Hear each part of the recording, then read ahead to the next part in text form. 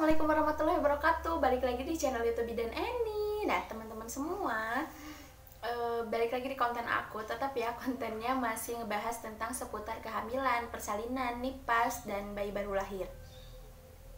Nah teman-teman, di sini aku mau ngebahas tentang apa aja sih persiapan yang harus disiapkan menjelang persalinan.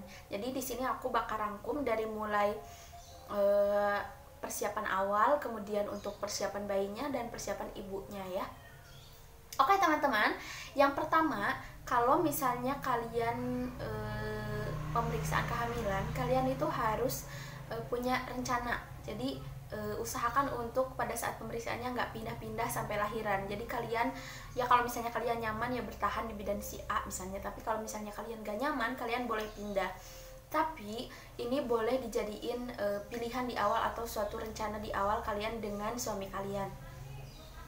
Jadi kalian itu nanti pas pertama melakukan pemeriksaan ke bidan itu, kalian akan ditanya mengenai rencana persalinan. Nah ini tuh penting banget buat budget yang kalian persiapkan pas nanti persalinan kan. Jadi pas nanti kalian pemeriksaan awal itu, kalian harus menanyakan berapa nih budget yang harus disiapkan kalau misalnya kita mau bersalin di sini. Nah kan tentunya ini bakal mempermudah kalian pada saat menjelang persalinan, kalau misalnya kalian udah tahu harganya berapa. Nah jadi kalian nanti bisa nabung berapa-berapanya sehingga tidak akan sulit pada saat menjelang persalinan nanti ya kan.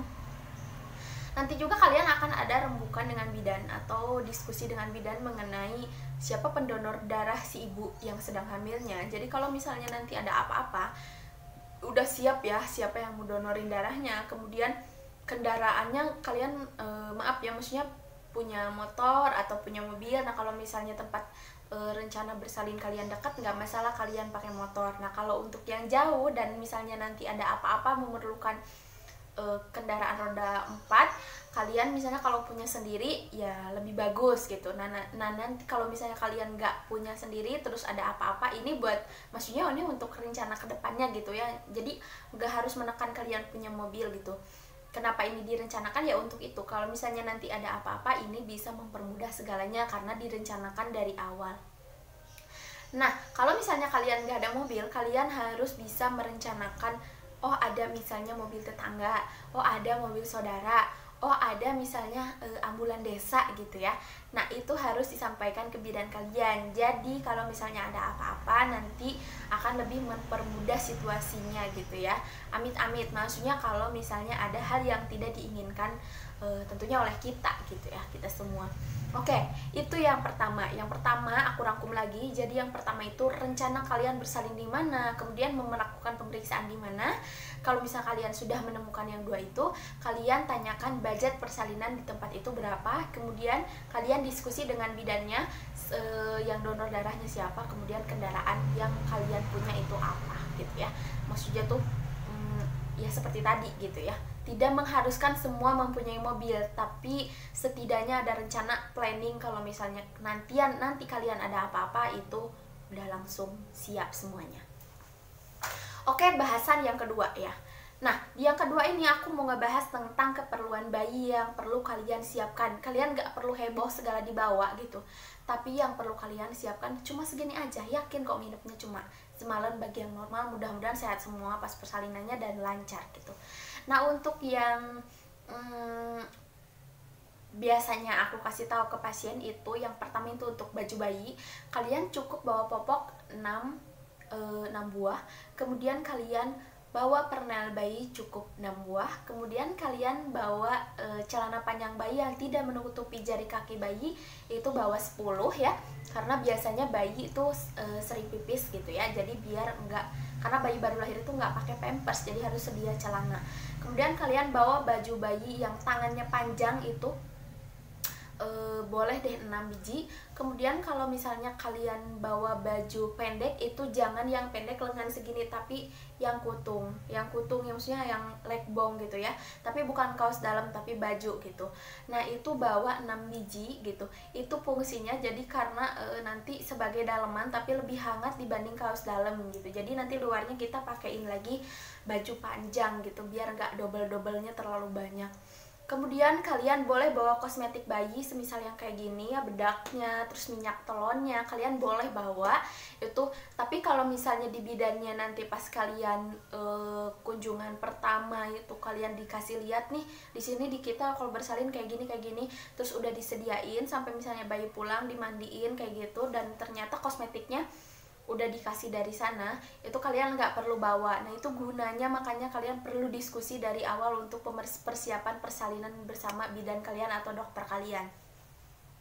Nah kemudian kalian wajib bawa handuk dan selimut bayi, cukup satu-satu aja, nggak perlu bawa 2 atau 3, nggak perlu gitu ya, karena nanti juga akan disediain terkait bantal atau selimut, biasanya ada yang menyediakan. Oke, nah untuk keperluan yang ketiga, keperluan ibunya.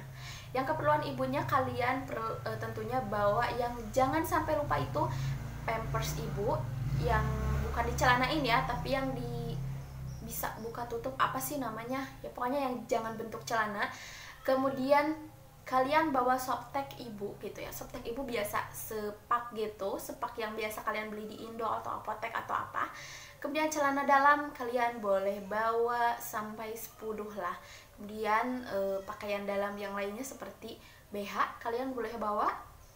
Itu secukupnya, kalian bisa mengira-ngira ya, mandi sore, mandi malam, kalau nginep semalam segimana, kalian boleh ngira-ngira. Biasanya kalau pasien aku bawanya selalu 4 ya. Nah kalau misalnya nanti kalian datangnya udah pakai daster dan nyaman, kalian punya daster panjang gitu, kalian nanti pas pulangnya juga udahlah, kalau misalnya nyaman pakai daster, nggak perlu pakai gamis-gamis atau kemeja-kemeja. Jadi kalau nanti kalian pas datang mau bersalin udah pakai daster, pulangnya juga coba deh pakai daster biar lebih enakan gitu maksudnya ya. Jadi kalian bawa daster ganti buat nanti kalian kalau misalnya nginep di klinik, dan bawa baju yang bisa buat menyusui, terutama dasternya bisa buat menyusui. Terus untuk pulangnya kalian boleh pakai daster lagi, atau misalnya kalian boleh pakai baju yang pasti jangan gamis lengan panjang, terlalu panjang dan ketat, atau ya menyulitkan kalian karena kondisi kalian itu pada saat setelah bersalin itu tidak memungkinkan. Kemudian bawa. Nah teman-teman, dari rangkuman aku dari nomor 1 sampai nomor 3 tadi, jangan lupa kalian masukin dokumen-dokumen yang kalian bakal perlu, yaitu kayak misalnya surat nikah, terus tuh bawa kakak, kartu keluarga kalau yang udah punya, terus tuh bawa KTP, jangan lupa suami istri ya. Jadi biar nanti disatuin ke tas kalian, jadi kalau misalnya butuh udah nggak perlu nyari-nyari lagi. Nah oke, coba dipraktekin, bawa sesimpel mungkin, dan semoga bermanfaat. Wassalamualaikum warahmatullahi wabarakatuh.